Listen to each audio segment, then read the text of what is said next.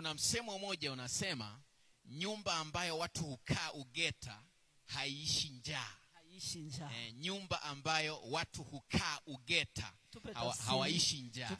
Yani hawaishi njaa kwa sababu gani? Yani ni kile ambacho ulikuwa unakizungumza kwamba nyumba ambayo watu hukaa ugeta haiishi njaa.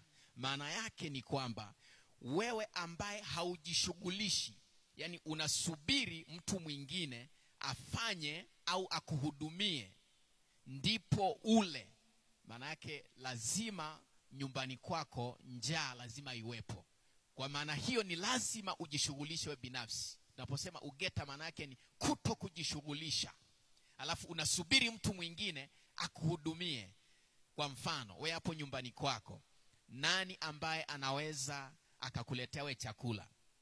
Nani ambaye anaweza kukulishia wewe watoto wako chakula, alafu wewe hujatoka kwenda kukitafuta, au umekaa nyumbani, hauendi kazini, haufanyi shughuli yoyote, alafu unategemea watu wa nje waje wakuhudumie? Ndio maana ya ugeta. Kwa hiyo njaa haiwezi kuisha.